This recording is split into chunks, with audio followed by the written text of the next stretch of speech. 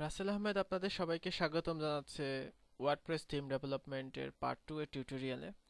গত পর্বে আমরা দেখেছিলাম যে এইচটিএমএল থেকে কিভাবে একটি ওয়ার্ডপ্রেস টেমপ্লেট এইভাবে করা যায়। তো এখানে আমাদের কন্টেন্টগুলো ডাইনামিক না, আমি মেনু তৈরি করার চেষ্টা করেছিলাম। তো এই পর্বে আমরা দেখব যে কিভাবে মেনু তৈরি করতে পারি।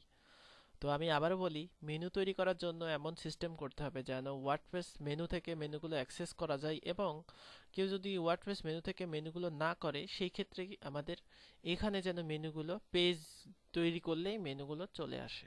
তো সেই জন্য আমাদের যেহেতু মেনুর জন্য ইউএল এর আলাদা একটা আইডি দেওয়া হয়েছে, সেজন্য আমাদের একটি বিশেষ একটি কোড ব্যবহার করতে হবে। সেই কোডটি আমি এখন ব্যবহার করব।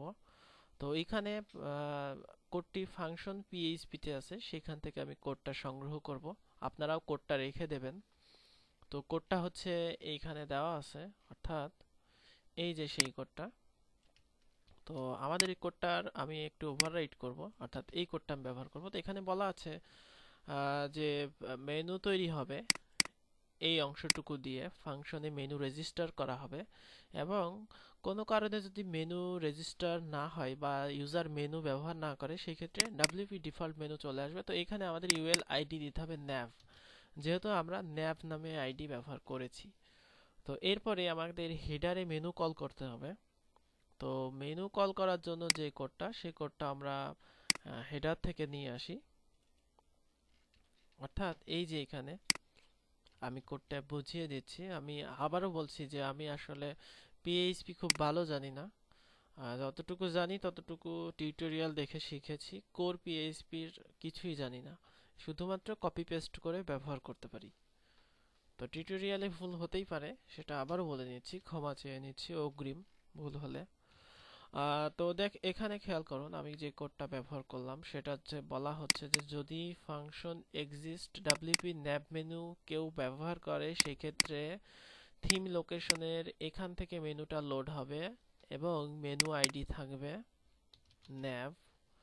আর যদি মেনু কেউ ব্যবহার না করে সেহেতু ফলব্যাক হবে ডিফল্ট মেনু। অর্থাৎ ডিফল্ট মেনু কোন আইডিতে আসবে সেটা কিন্তু আমাদের ফাংশনে বলা আছে, অর্থাৎ ডিফল্ট মেনু আসবে, ইউএল হবে nav, এবং এখানে হোমটা অটো চলে আসবে এবং বাকিগুলো ডাব্লিউপি লিস্ট পেজের সাহায্যে পেজ হবে।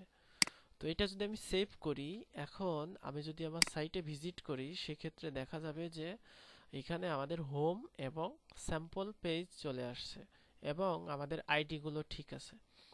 তো হোম এবং স্যাম্পল পেজ আসার কারণ হচ্ছে আমরা এখানে ব্লগ হোম এবং স্যাম্পল পেজ, কারণ আমরা ব্লগ হোম এবং স্যাম্পল পেজ নামে এই পেজগুলো আমাদের আছে। হোমটা ডিফল্ট ভাবে চলে আসছে যেটা আমাদের ফাংশনে দেওয়া হয়েছে, এবং বাদ বাকিগুলো এখানে চলে আসছে।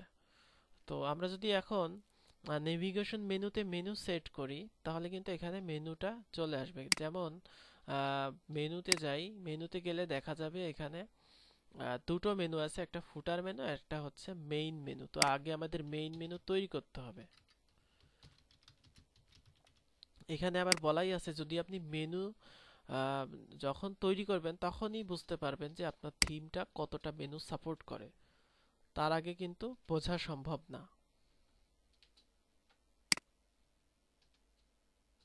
তো আমরা এখানে মেনু তৈরি করেছি এবং দেখা যাচ্ছে যে আমাদের থিম দুটো মেনু সাপোর্ট করে। তো এখান থেকে আমরা যে কোনো মেনু অ্যাড করতে পারি। তো এখানে এই সম্পর্কে আমি বেশি বলবো না, কারণ আমি এর আগে দেখিয়েছি, ওয়ার্ডপ্রেস বেসিক টিউটোরিয়ালে দেখানো আছে যে কিভাবে এই মেনুর ব্যবহার করতে হয়। এখানে ড্রপ ডাউন কিভাবে করবেন সেটাও দেখানো আছে। তো সেই জন্য আমি এখানে আর বেশি বর্ণনাতে গেলাম না। তাহলে আমাদের মেনুটা কিন্তু ডাইনামিক হয়ে গেল। এখন আমরা যেটা করব, স্লাইডারটা আমাদের স্ট্যাটিকই থাকবে, আর আমরা এইগুলোকে এখন উইকেটাইজড করব, এবং এই যে নিচের যে মেনুটা আছে এটাকেও আমরা ডাইনামিক করে ফেলবো। তো সেজন্য আমরা সার্ভিস, এটা যেটা আছে সেটাকে এখন উইজেট তৈরি করব, এবং এখানে তিনটা উইজেট থাকলে আমরা একটা উইজেট করলেই তিনটাকে ব্যবহার করতে পারবো। কেমন করে, সেটা হচ্ছে আমাদের টেমপ্লেট, ওয়েলকাম টেমপ্লেট আমি এখানে ওপেন করলাম, এবং এইখানে খেয়াল করবেন তিনটা উইজেট যেটা আছে সেটা হচ্ছে আমাদের একই কিন্তু ক্লাস থাকতে হবে, তা না থাকলে কিন্তু একই উইজেট ব্যবহার করা যাবে না। যদি আলাদা থাকতো সেক্ষেত্রে আমাদের এখানে 3টা উইজেট রেজিস্টার করতে হতো। তো সেজন্য যেহেতু একই নাম আছে সেজন্য আমরা পিএইচপি ডাইনামিক সাইডবার এবং এখানে আমি একটা নাম দেব, সেটার নাম আমি দিলাম প্রোমো। এরপরে ফাংশনে কিন্তু আমাকে সেই সাইডবারটির নাম লিখতে হবে।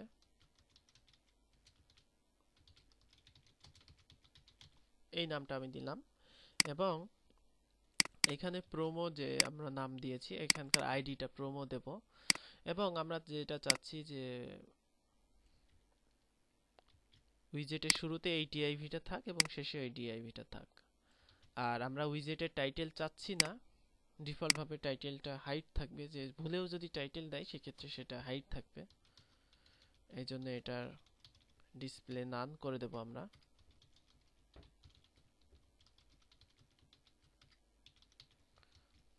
তো এই যে আমরা উইজেট রেজিস্ট্রেশন করলাম, তো এখন আমাদের প্রোমোতে আমরা এই অংশটুকু কপি করে নিলাম। কপি করে এখন যদি আমরা উইজেটে যাই, অর্থাৎ এখান থেকে আমরা উইজেটে যদি যাই সেক্ষেত্রে দেখব যে ডান দিকে প্রোমো নামে একটা উইজেট তৈরি হয়ে গেছে। তো এখানে আমরা টেক্সট উইজেট নেব, নিয়ে এখানে তো এখানে তো পিএইচপি কোড কাজ করবে না। তো সেই জন্য আমাদের এখানে ইমেজটার লিংক কপি করে এনে এখানে দিতে হবে, অর্থাৎ এই যে ইমেজটা আছে এই ইমেজটার যে লিংকটা সেই লিংকটা কপি করে দিতে হবে এবং যখন আমরা এটাকে ট্রান্সফার করব সার্ভারে তখনও কিন্তু আমাকে লিংকটা আপডেট করতে হবে, কারণ এখানে লোকাল হোস্টের লিংক আছে। তো এটাই আমরা সেভ করলাম এবং এখানে আমাদের আর এই যে স্ট্যাটিক কোডগুলো, এই কোডগুলো কিন্তু আর লাগছে না, কারণ আমরা ডাইনামিক ভাবে উইজেটটা দিচ্ছি। তো এগুলো মুছে দিলাম। তো আমরা 3টা উইজেট, একই উইজেট ব্যবহার করছি এখানে। এইটা একটা,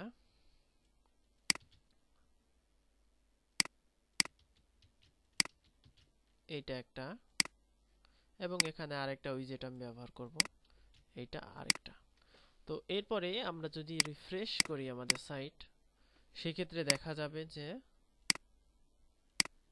আমাদের উইজেটগুলো ঠিকই আসছে, কিন্তু এগুলো উইজেট থেকে আসছে, অ্যাপিয়ারেন্স উইজেট থেকে এই ডাটাগুলো আসছে। তো এরপরে আমরা ফুটার মেনুটাকে ডাইনামিক করে ফেলি। তো ফুটার মেনুকে ডাইনামিক করতে হলে ফুটার পিএইচপি তে এখানে দেখতে হবে যে এই যে ইউএলটা আছে এইখানে আমাদের ডাইনামিক কোড বসাতে হবে। তো সেই জন্য আমরা একই কোড ব্যবহার করব, অর্থাৎ আমরা এখান থেকে কোডটা নিয়ে আসি। অর্থাৎ এখানে কিন্তু আমাদের আর ইউএল এর কোনো আইডি নাই, সেজন্য আমাদের আর এখানে কোনো ঝামেলাও নাই। শুধুমাত্র আমরা মেনু আনার যে কোডটা সেই কোডটাই ব্যবহার করব, অর্থাৎ ফুটার পিএইচপি ঠিক এখানে। এবং থিম লোকেশন এটা আমাদের হবে হচ্ছে মেনুতে যেই ফুটারের জন্য যেই থিমটা আমরা রেজিস্টার করেছি মেনু ফুটার, সেটাকে হবে, অর্থাৎ সেই মেনুটাকে এখানে কল করা হবে।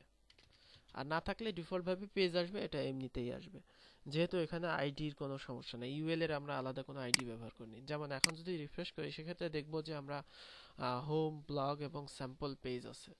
তো আমরা এইখান থেকে যখন মেনু সেট করে দেব তখন এখানে সেই অনুযায়ী মেনু আসবে। তাহলে এখন কিন্তু আমাদের এই যে ওয়ার্ডপ্রেস টেমপ্লেটটা ইনডেক্স পেজটা কমপ্লিট হলো। তো আমরা যদি কোনো পেজে ক্লিক করি সেক্ষেত্রে কিন্তু এই পেজই দেখাবে, কারণ আমরা পেজ টেমপ্লেট তৈরি করিনি। তো এখন পেজ টেমপ্লেট তৈরি করব। তো পেজ টেমপ্লেট তৈরি করার জন্য আমরা ইনডেক্সকেই কপি করব, অর্থাৎ ওয়েলকাম টেমপ্লেটটাকে আমরা এটাকে কপি করলাম এবং এটাকে রিনেম করলাম পেজ নামে। তো এরপরে এখানে যেহেতু আমাদের এটা লাগছে না, আমরা এটা মুছে দেব, কারণ টেমপ্লেট নেমটা আমাদের লাগবে না। আর এখানে স্লাইডারটাও আমাদের লাগবে না। আর এখানে আমাদের প্রোমো লাগবে না। এখানে আমাদের হবে হচ্ছে কন্টেন্ট এবং সাইডবার। তো আমরা এটা করে ফেলি।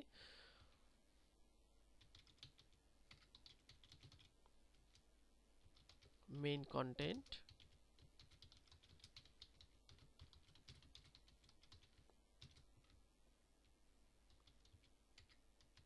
সাইডবার,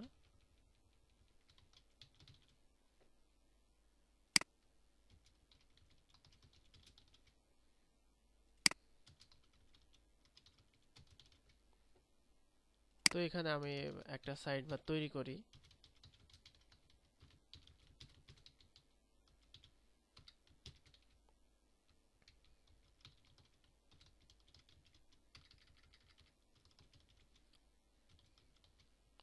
সিঙ্গেল সাইড বার এবং একটা সাইড বার টাইটেল দিই হেডিং টু।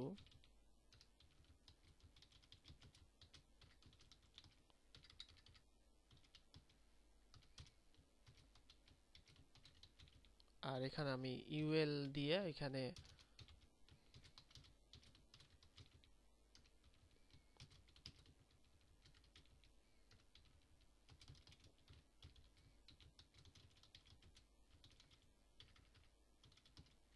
সার্ভিস টাইটেল দিলাম আর কন্টেন্টকে আমি একটা হেডিং টু দেব।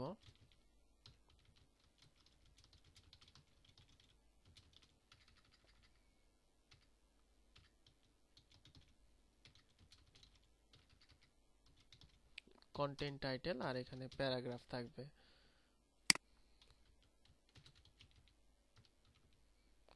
এখানে আমি একটা ডামি প্যারাগ্রাফ নিয়ে আসি।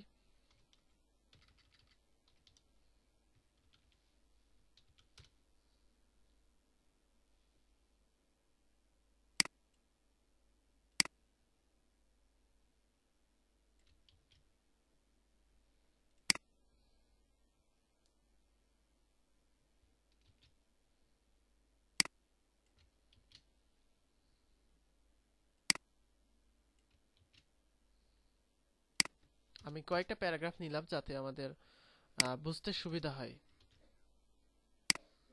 3টা প্যারাগ্রাফ নিলাম, অর্থাৎ আমরা এখানে কন্টেন্ট এবং সাইড বার তৈরি করলাম। তো এগুলো আমাদের সিএসএস এ কিন্তু অন্তর্ভুক্ত করতে হবে। প্রথমে আমরা স্ট্যাটিক করে দিচ্ছি, পরবর্তীতে আমরা এটাকে ডাইনামিক করব যাতে যে কোনো পেজেই আমাদের শুধুমাত্র সেই পেজের ডাটাটা শো করে।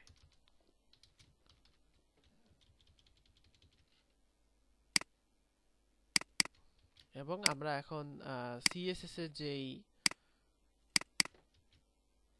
এগুলো আসলে আমাদের এইচটিএমএল এই করে নেওয়া উচিত। পেজ পিএইচপি নামে বা page HTML sorry page HTML নামে করে নেওয়া উচিত, তাহলে আমাদের এইগুলো আর করতে হয় না। তো যদি করা না থাকে সেক্ষেত্রে আমাদের এইগুলো করতে পারি, আগে করলেও সমস্যা নাই, পরে করলেও সমস্যা নাই, যে কোনো এক সময় এগুলো করলেই হবে। তো আমি এইগুলো ডাটাগুলো নিয়ে নিলাম। এখন আমরা যদি যে কোনো পেজে ক্লিক করি, অর্থাৎ স্যাম্পল পেজে আমি ক্লিক করলাম, সেক্ষেত্রে আমাদের দেখা যাবে যে আমাদের যে স্যাম্পল ডাটা অর্থাৎ ডামি ডাটা যেটা দিয়েছি সেটা আসছে। তো এখানে আমরা এখন এটাকে ফিক্স করব যে কন্টেন্টটা এই পর্যন্ত হবে এবং সরি সাইড বারটা এই পর্যন্ত হবে এবং এদিকে কন্টেন্ট হবে। তো যেহেতু এই সাইডটা ডিজাইন করছি সেহেতু এইরকমই হওয়া উচিত হবে। সেটা বর্ডার থাকবে একটা এবং ব্যাকগ্রাউন্ডটা এরকম ব্লু কালারের হবে। তো সেই জন্য প্রথমে আমি আগে সেপারেট করে ফেলি এটাকে।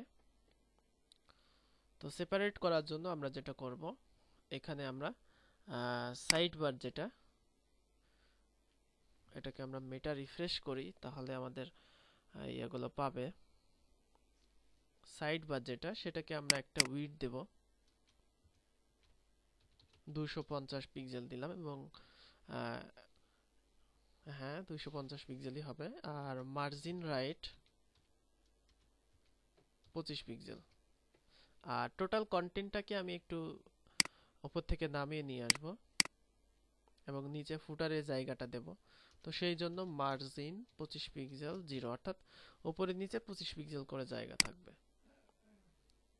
বা দেখা যাচ্ছে এদিকেও যদি জায়গা নিতে চাই সেক্ষেত্রে মার্জিন আমি 25 পিক্সেলই দিয়ে দেই যাতে দুই দিকেই জায়গা থাকুক। 25 পিক্সেল না দিয়ে এখানে আমি 15 পিক্সেল দেই, সেক্ষেত্রে আমাদের জায়গা থাকলো। তো মেইন কন্টেন্ট এটা দিলাম, সাইড বারে এটা দিলাম, এরপরে কন্টেন্টটাকে আমি উইডথ দেব 450 পিক্সেল দিলাম। আর এরপরে আমি আস্তে আস্তে বাড়াতে থাকলাম যত দূর না আমার এই পর্যন্ত আসে, অর্থাৎ কন্টেন্টটা কিন্তু আমার যত দূর আমি নিতে পারি। অর্থাৎ এখানে দেখা যাচ্ছে যে আমি 641 পিক্সেল নিতে পারছি। তাহলে আমাদের কন্টেন্টের উইডথ যেটা হবে, মেইন কন্টেন্টের মার্জিন 15 পিক্সেল, কন্টেন্টের উইডথ 641 পিক্সেল, সাইড বারের উইডথ 250 পিক্সেল এবং সাইড বারে আমাদের কিন্তু এখানে মার্জিন রাইট আছে, অর্থাৎ এখানে মার্জিন রাইটটা হচ্ছে 25 পিক্সেল। তো সেটাও আমরা দিয়ে দিই। চাইলে কপি করেও আনতে পারতাম, কিন্তু অনেকবার কপি করা লাগবে আর এগুলো মনে আছে বিধায় আমি এভাবে দিয়ে দিলাম। তো তাহলে কিন্তু আমাদের কন্টেন্টটা সেপারেট হয়ে গেল। তো এখানে আমাদের আরো কিছু কাজ আছে, যেমন এই প্যারাগ্রাফের নিচে আর প্যারাগ্রাফের দূরত্ব থাকা উচিত, তারপরে সাইড বারের গুলোর একটা স্টাইল থাকা উচিত, বা সাইড বারটার উইডথ আসলে বেশি হয়ে গেছে, আমি একটু কম করে দেই।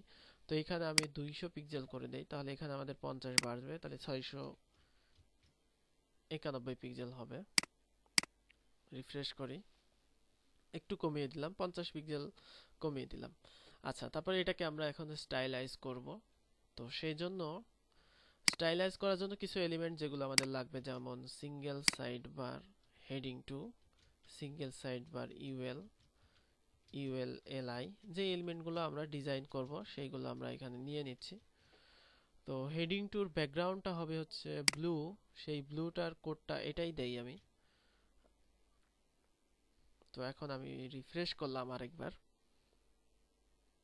রিফ্রেশ করে এরপরে আমরা আমাদের যে কোডটা, অর্থাৎ এটাকে আমরা একটা বর্ডার দেব, বর্ডার 1 পিক্সেল সলিড HDDD এবং প্যাডিং দেব 5 পিক্সেল।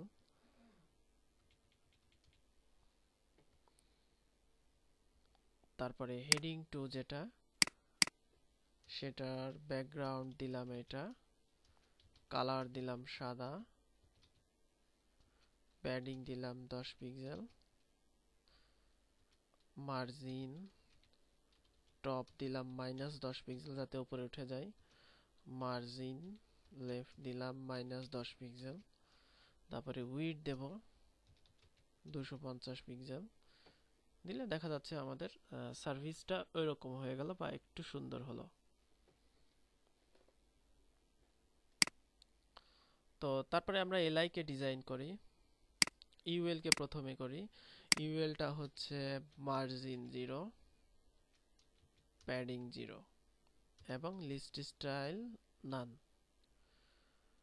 তারপরে আমাদের এলআই যেটা, সেটাকে আমরা বর্ডার বটম 1 পিক্সেল সলিড ধূসর কালার দেই, প্যাডিং 5 পিক্সেল 0, অর্থাৎ উপরে নিচে 5 পিক্সেল করে হবে, তাহলে এনাফ আমাদের হয়ে গেছে। আর হেডিং টুকে আমরা মার্জিন বটম একটু কম করে দেই এবং উইডথটা অনেক বেশি হয়ে গেছে, 200 পিক্সেল দেই। আর মার্জিন বটম 5 পিক্সেল দেই, তাহলে আমাদের এটা সুন্দর লাগবে দেখতে। তো এখানে যেটা আমাদের সাইড বারটা আছে, সেটা আমরা এখন এক এক করে এলিমেন্ট নেব, অর্থাৎ সিঙ্গেল সাইড বারে যেটুকু আছে সেটুকু আমরা কপি স্টাইল করে নিলাম, করে এখানে পেস্ট করে দিলাম। তারপরে আমাদের যেটা হেডিং টু আছে সেটার স্টাইলটা নেব, কপি স্টাইল করলাম, করে হেডিং টুতে দিয়ে দিলাম। একইভাবে ইউএল এর যে স্টাইলটা সেটা কপি করলাম, ইউএল এ দিলাম। এলআই এর যে স্টাইলটা, সেই স্টাইলটা কপি করলাম, কপি করে এলআই দিলাম। আর এ দিব, এর হোভার কালার দিব আমরা ব্লু, তাহলে সুন্দর লাগবে।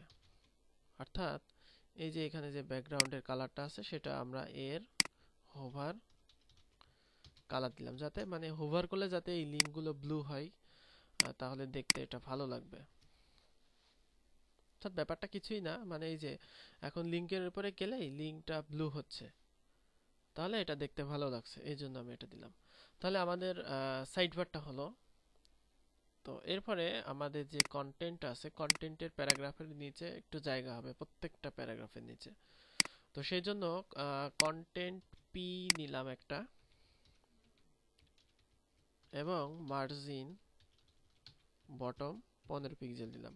তাহলে প্রত্যেকটা প্যারাগ্রাফ কন্টেন্টের মধ্যে যেই প্যারাগ্রাফগুলো হবে সেই প্যারাগ্রাফগুলোর মার্জিন বটম হবে, তাহলে বোঝা যাবে যে এখানে তিনটা প্যারা আছে। তো এটাই হচ্ছে ব্যাপার।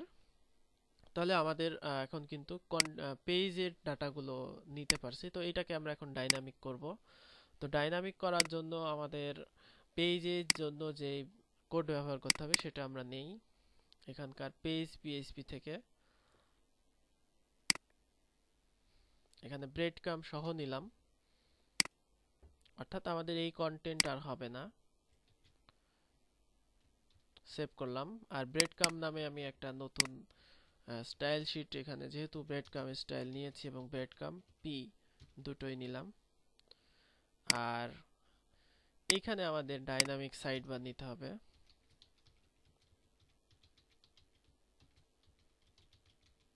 ডাইনামিক সাইড বার এখানে দিলাম লেফট সাইড বার নামে, এবং আমাদের ফাংশন পিএইচপি তে কিন্তু এই সাইড বারটাকে অবশ্যই রেজিস্টার করতে হবে। তো আমি এটাকেই, যে কোডটা আছে সেটাকে ব্লক করলাম এবং এটাকে নাম দিলাম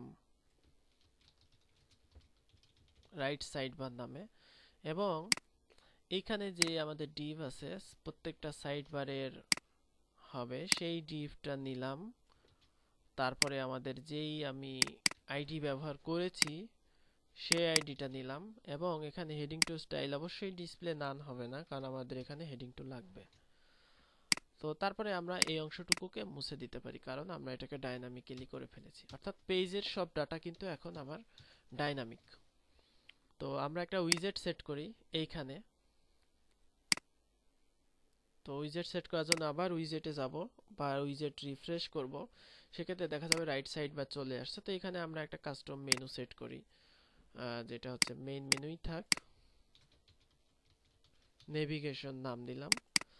আর এখন যদি আমি পেজ রিফ্রেশ করি তাহলে স্যাম্পল পেজের ডাটা পাওয়া যাবে এবং এখানে নেভিগেশন চলে আসবে। এটাই হচ্ছে ডাইনামিক হলো, অর্থাৎ এখানে স্যাম্পল পেজের ডাটা আসছে। তো এখানে আমি একটু সুন্দর করতে পারি, দেখা যাচ্ছে এখানে একটা বর্ডার দিয়ে দিলাম ব্রেড কম্পের জন্য। তো সেই বর্ডারটা দেওয়ার জন্য আমরা স্টাইল সিএসএস এ যাব, border bottom 1 pixel solid DDD margin bottom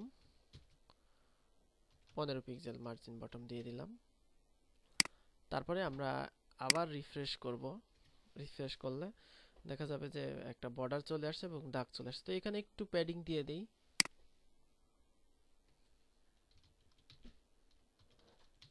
padding bottom 10 pixel দিয়ে দিলাম, বা 5 পিক্সেল দেওয়া যেতে পারে। দেখি আমি 10 পিক্সেল দিয়ে কেমন আসছে। ঠিক আছে, 10 পিক্সেলই থাক, সমস্যা নাই। তাহলে আমাদের এটা ব্রেড কাম হলো এবং আমাদের কন্টেন্ট গুলো ডাইনামিক হলো। এখন যদি আমরা ব্লগে যাই সেক্ষেত্রে দেখা যাবে যে ব্লগের কোনো ডাটা নাই বিধায় এখানে কিন্তু কোনো ডাটা আসছে না। আর ব্লগটা আমাদের ইন্ডেক্স পেজ কল করছে, এখানে আসার কথাও না। যাই হোক, অন্য পেজ তৈরি করলে যদি কোনো ডাটা না দেয় এখানে ফাঁকা থাকবে। তো তাহলে আমাদের ব্লগ পেজ ডাইনামিক হয়ে গেল। তো নেক্সট পেজে আমরা দেখব যে কিভাবে আমরা আমরা স্যাম্পল পেজ ডাইনামিক হলো, নেক্সট টিউটোরিয়ালে আমরা দেখব যে কিভাবে আমরা ব্লগ পেজকে ডাইনামিক করতে পারি। তো ধন্যবাদ সবাইকে এই টিউটোরিয়াল উপভোগ করার জন্য।